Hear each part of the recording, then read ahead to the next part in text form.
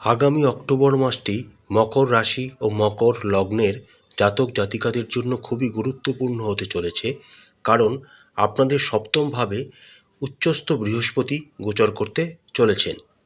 তার সাথে নবমভাবে শুক্রের অবস্থান এবং দশমভাবে মঙ্গল এবং রবি বুধের বুধাদিত্য যোগের প্রভাব। কেমন কাটবে আগামী অক্টোবর মাসটি, সেই সম্পর্কেই আমরা এই ভিডিওটিতে বিস্তারিত আলোচনা করব। আলোচনা শুরুর আগে আপনাদের কাছে একটি অনুরোধ করতে চাই, যদি আমাদের কন্টেন্ট আপনাদের ভালো লাগে তাহলে অবশ্যই চ্যানেলটিকে সাবস্ক্রাইব করবেন। কালপুরুষের রাশিচক্রের দশম রাশি হল মকর রাশি। মকর রাশির অধিপতি হলেন শনিদেব। এখন আপনারা যে অ্যাস্ট্রোলজিক্যাল চার্টটি দেখছেন সেটি আগামী অক্টোবর মাসের গ্রহের অবস্থান মকর রাশি ও মকর লগ্নের সাপেক্ষে। আপনাদের রাশির সাপেক্ষে রাশি অধিপতি শনিদেব পুরো অক্টোবর মাস জুড়েই আপনাদের তৃতীয় গৃহ মীন রাশিতে বক্রী অবস্থায় গোচর করবেন। তার সাথে পুরো অক্টোবর মাস জুড়েই রাহু আপনাদের দ্বিতীয়ভাবে এবং কেতু আপনাদের অষ্টমভাবে গোচর করবেন। 2রা অক্টোবর পর্যন্ত বুধ আপনাদের নবমভাবে সক্ষেত্রস্থ অবস্থায় গোচর করবেন। 3রা অক্টোবর থেকে 24শে অক্টোবর পর্যন্ত বুধ আপনাদের দশমভাবে মঙ্গলের সাথে যুক্ত হয়ে গোচর করবেন এবং 24শে অক্টোবর থেকে অক্টোবর মাসের শেষ অবধি বুধ আপনাদের একাদশ ভাব বৃশ্চিক রাশিতে গোচর করতে শুরু করবেন। 8ই অক্টোবর পর্যন্ত শুক্র আপনাদের অষ্টমভাবে কেতুযুক্ত অবস্থায় গোচর করবেন। 9ই অক্টোবর থেকে শুক্র আপনাদের নবম ভাব কন্যা রাশিতে নিচস্থ অবস্থায় গোচর করতে শুরু করবেন।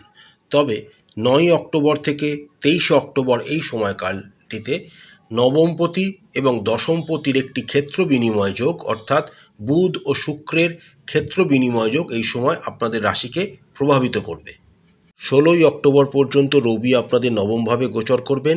17ই অক্টোবর থেকে রবি আপনাদের দশমভাবে নিচস্থ অবস্থায় তুলা রাশিতে গোচর করতে শুরু করবেন।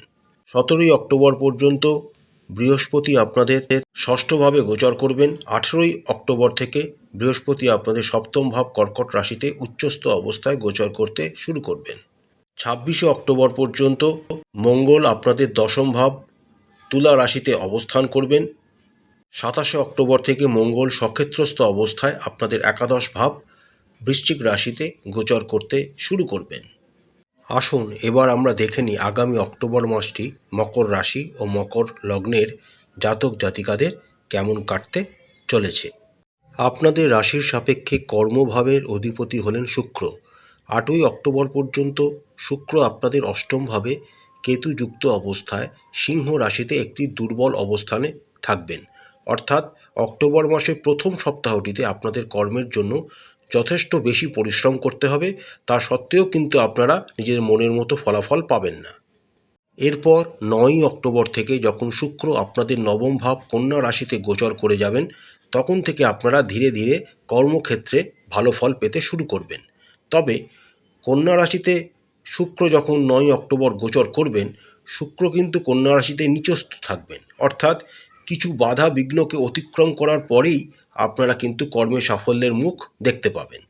যে সমস্ত মকর রাশি বা মকর লগ্নের জাতক জাতিকারা নিজেদের চাকরি পরিবর্তন করতে চাইছেন, তারা আগামী অক্টোবর মাসে কিন্তু এমন কোনো সিদ্ধান্ত নেবেন না, কারণ আপনারা যদি চাকরি পরিবর্তন করে কোনো চাকরি পেয়েও যান, সেটা কিন্তু আপনাদের জন্য খুবই একটি সুখকর হবে না। যে সমস্ত মকর রাশি বা মকর লগ্নের জাতক জাতিকারা ব্যবসার সাথে যুক্ত রয়েছেন, তাদের কিন্তু ব্যবসায়িক কোনো বড় সিদ্ধান্ত নেওয়া থেকে আগামী অক্টোবর মাসে দূরে রাখতে হবে নিজেদেরকে। নতুন করেও ব্যবসায়িক বিনিয়োগও আগামী অক্টোবর মাসে আপনাদের জন্য উচিত হবে না। তবে 2রা অক্টোবরের পর বুধ আপনাদের দশম ভাব এবং একাদশ ভাবকে প্রভাবিত করবে। এই বুধের আশীর্বাদ কিন্তু আপনারা ব্যবসায়িক দিক থেকে অগ্রগতির জন্য অবশ্যই পাবেন। এরপর আপনারা 18ই অক্টোবরের পর যখন দেবগুরু বৃহস্পতি আপনাদের সপ্তমভাবে গোচর করে যাবেন, তখন কিছু ইম্পর্টেন্ট সিদ্ধান্ত নিতে পারেন। কিন্তু সপ্তমভাবে দেবগুরু বৃহস্পতি আপনাদের কিন্তু খুব একটি হেল্পফুল হবে না, কারণ আপনাদের রাশির সাপেক্ষে বৃহস্পতি হলেন দ্বাদশ ভাবের অধিপতি এবং তৃতীয় ভাবের অধিপতি। তাই বড় ধরনের সিদ্ধান্ত যদি নিতেই হয়, তাহলে নভেম্বর মাসে নেওয়াই উচিত হবে। আপনাদের রাশির সাপেক্ষে একাদশ ভাবের অধিপতি হলেন মঙ্গল। 26শে অক্টোবর পর্যন্ত মঙ্গল আপনাদের দশম ভাব তুলা রাশিতে অবস্থান করবেন। যদিও মঙ্গল তার শত্রুর রাশিতে অবস্থান করলেও দশমভাবে মঙ্গল কিন্তু দিকবল হয়ে থাকেন, অর্থাৎ মঙ্গল কিন্তু আপনাদের আয় বৃদ্ধি করতে এবং নিজেদের ব্যবসাকে সঠিকভাবে পরিচালনা করে এগিয়ে নিয়ে গিয়ে তাতে লাভ অর্জন করতে প্রচণ্ডভাবেই সাহায্য করবে। 27শে অক্টোবরের পর মঙ্গল যখন সক্ষেত্রস্থ অবস্থায় একাদশভাবে গোচর করতে শুরু করবেন, তখন থেকে আপনাদের লাভের পরিমাণ বা আয়ের পরিমাণ অনেকাংশে বৃদ্ধি পাবে।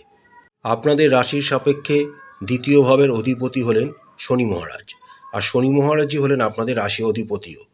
শনি মহারাজ পুরো অক্টোবর মাস জুড়েই আপনাদের তৃতীয়ভাবে বক্রী অবস্থায় একটি মিশ্র অবস্থায় গোচর করবেন এবং দেবগুরু বৃহস্পতির নবম দৃষ্টি আপনাদের দ্বিতীয় ভাবকে প্রভাবিত করবে, যেখানে আগে থেকেই রাহু গোচর করছেন, এবং অক্টোবর মাসের দ্বিতীয়ার্ধে বৃহস্পতির দৃষ্টি আবার আপনাদের দ্বিতীয় ভাব এবং রাশি অধিপতি শনির ওপর প্রভাব বিস্তার করতে শুরু করবে। অর্থাৎ অক্টোবর মাসের দ্বিতীয়ার্ধে আপনারা কিন্তু আপনাদের অর্জিত অর্থ বা লাভ অবশ্যই সঞ্চয় করতে সমর্থ হবেন। তবে দ্বিতীয়ভাবে রাহুর অবস্থানের জন্য কিছু হঠকারী ব্যয় হওয়ার সম্ভাবনা রয়েছে। আবার অষ্টমভাবে কেতুর উপস্থিতির জন্য কিছু অপ্রয়োজনীয় বা হুট করে কোথা থেকে চলে আসা ব্যয় আপনাদেরকে বিরক্ত করতে পারে। তাই অবশ্যই একটি অর্থনৈতিক প্ল্যানিং আগামী অক্টোবর মাসে আপনাদের জন্য একান্ত জরুরি হবে। স্বাস্থ্যের দিক থেকে আগামী অক্টোবর মাসটি আপনাদের মিশ্র প্রকৃতির হওয়ার সম্ভাবনা দেখা যাচ্ছে। আপনাদের রাশি অধিপতি শনি মহারাজ বক্রী অবস্থায় পুরো অক্টোবর মাস জুড়েই মীন রাশিতে অবস্থান করবেন, যার ফলে আপনাদের শারীরিক অবস্থা একটু দুর্বল থাকবে এবং রোগ প্রতিরোধ ক্ষমতাও কিন্তু কমে যাওয়ার একটা সম্ভাবনা দেখা যাচ্ছে। বিশেষ করে অক্টোবর মাসের প্রথমার্ধে রবি আপনাদের নবমভাবে অবস্থান করবেন এবং শনির সপ্তম দৃষ্টি রবির ওপর থাকবে এবং রবির সপ্তম দৃষ্টি শনির ওপর থাকবে, যার ফলে বিভিন্ন রকম রোগের প্রকোপ আপনাদের জীবনে চলে আসতে পারে, যেমন ঠান্ডা লাগা, জ্বর হওয়া, সর্দি কাশি, লাংসের কোনো প্রবলেম, হার্ট রিলেটেড কোনো প্রবলেম, মাইগ্রেনের সমস্যা, চোখের সমস্যা ইত্যাদি কিন্তু আপনাদের বিরক্ত করতে পারে।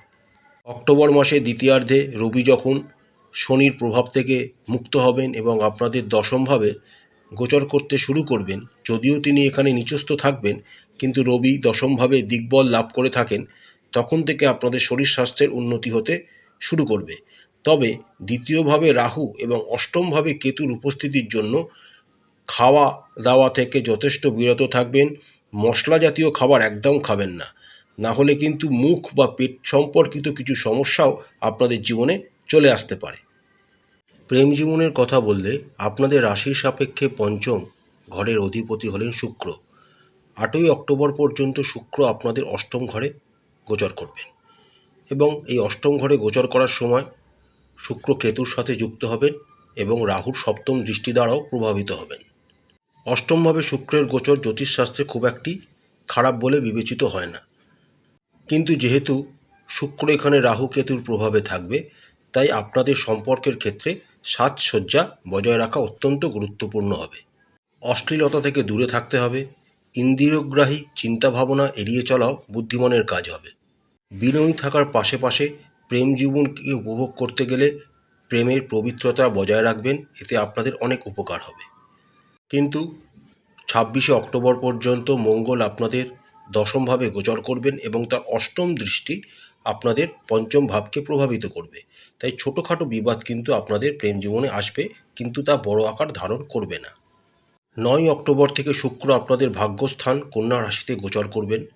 যদিও শুক্র এখানে নিচস্থ অবস্থায় থাকলেও তিনি আপনাদের সম্পর্কের উন্নতি সাধনে আপনাদের আশীর্বাদ প্রদান করবেন এবং তার সাথে বুধ ও শুক্রের অর্থাৎ দশমপতি এবং নবমপতির ক্ষেত্র বিনিময় যোগ থাকার জন্যেও আপনাদের প্রেমের সম্পর্কের আরও অগ্রগতি ঘটবে। যারা নিজেদের প্রেম জীবনকে বিবাহে রূপান্তরিত করতে চাইছেন তারা অক্টোবর মাসে দ্বিতীয়ার্ধে প্রচেষ্টা করতে পারেন, সময়টা খুবই অনুকূল। যে সমস্ত মকর রাশি ও মকর লগ্নের জাতক জাতিকারা বিবাহিত, তাদের কিন্তু আগামী অক্টোবর মাসের প্রথমার্ধটি একটু সাবধানে কাটাতে হবে, কারণ দেবগুরু বৃহস্পতি ষষ্ঠভাবে গোচর করবেন, রাহু কেতু দ্বিতীয় এবং অষ্টমভাবে অবস্থান করবেন এবং রাশি অধিপতি শনিও বক্রী অবস্থায় থাকবেন, তাই এই সময়কালটিতে আপনাদের একটু সাবধানতা অবলম্বন করতে হবে।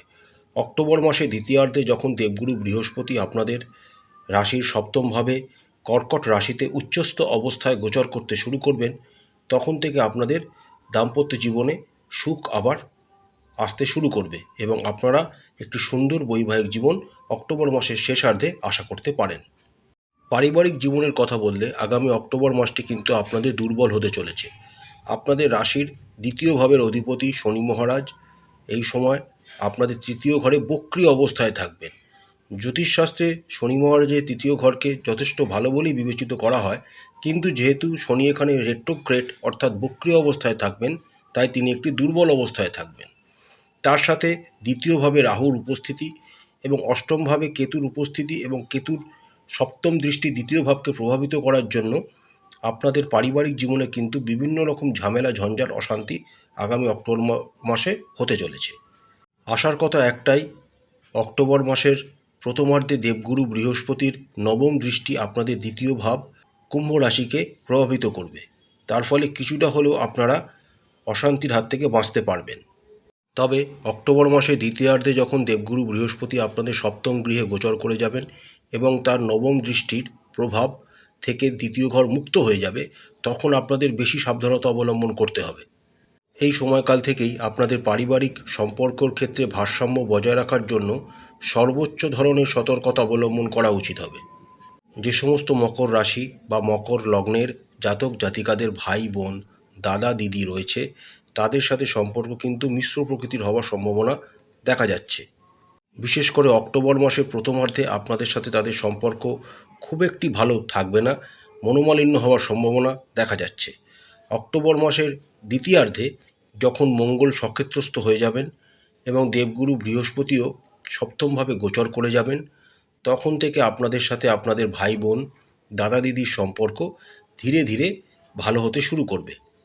26শে অক্টোবর পর্যন্ত আপনাদের চতুর্থভাবে মঙ্গলের সপ্তম দৃষ্টি দ্বারা প্রভাবিত থাকবে, যার ফলে পরিবারের ছোটোখাটো অশান্তি কিন্তু লেগেই থাকবে। যদিও মঙ্গল তার সপ্তম দৃষ্টি তার নিজের ঘরকে প্রদান করার জন্য বড় ধরনের কোনো অশান্তি আপনাদের পরিবারে আনবেন না, তাও আপনাদের সতর্ক থাকতে হবে। বিশেষ করে বাড়ির কারুর সাথে কথা বলার সময় কোনো রকম অশ্লীল ভাষা বা কটু কথা বলবেন না। দেখুন, আপনাদের দ্বিতীয়ভাবে রাহু মহারাজ উপস্থিত রয়েছেন, তার ফলে কিছু খারাপ কথা বা অশ্লীল ভাষা আপনাদের মুখ থেকে বেরিয়ে যেতে পারে, যার ফলে আপনাদের সাথে আপনাদের পরিবারের লোকজনদের বা বিশেষ করে গুরুজনদের সাথে সম্পর্কের অবনতি হতে পারে, যার ফলে পারিবারিক আবহাওয়া কিন্তু নষ্ট হওয়ার সম্ভাবনা দেখা যাচ্ছে। এটি বিশেষ করে অক্টোবর মাসের দ্বিতীয়ার্ধে আপনাদের বেশি করে খেয়াল রাখতে হবে।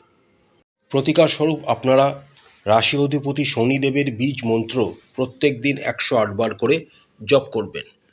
প্রত্যেক দিন যদি সম্ভব হয় গোলাপের কোনো সুগন্ধি বা সেন্ট নিজেদের গায়ে লাগাবেন, এতে আপনাদের অনেক উন্নতি হবে। অল্প বয়সী মেয়েদের পূজা করুন এবং তাদের পায়ে হাত দিয়ে আশীর্বাদ নিন, এবং সম্ভব হলে আপনি বা আপনারা তাদেরকে মিষ্টি জাতীয় কিছু খাবার খেতে দিন। প্রত্যেক দিন নিয়মিত সূর্যদেবকে কুমকুম মিশ্রিত জল নিবেদন করুন। প্রত্যেক দিন একটি নির্দিষ্ট সময় অবশ্যই হনুমান চালিসা পাঠ করবেন এবং তার সাথে শনিদেবের আরাধ্য দেবী মা দক্ষিণা কালিকার পূজা করবেন, মাকে নিজের মনস্কামনা জানাবেন। এতে আপনাদের অনেক উন্নতি ঘটবে। আশা করছি আগামী অক্টোবর মাসটি প্রত্যেক মকর রাশি ও মকর লগ্নের জাতক জাতিকাদের খুব ভালো কাটবে। মা কালী আপনাদের মঙ্গল করুন, আপনাদের সমস্ত মনের ইচ্ছা এবং মনস্কামনা মা কালী পূরণ করুন। আমাদের চ্যানেলের কন্টেন্ট যদি আপনাদের ভালো লাগে তাহলে অবশ্যই চ্যানেলটিকে লাইক করবেন, শেয়ার করবেন, সাবস্ক্রাইব করে আমাদের চ্যানেলটির পাশে থাকবেন। হর হর মহাদেব, জয় মা কালী, নমস্কার।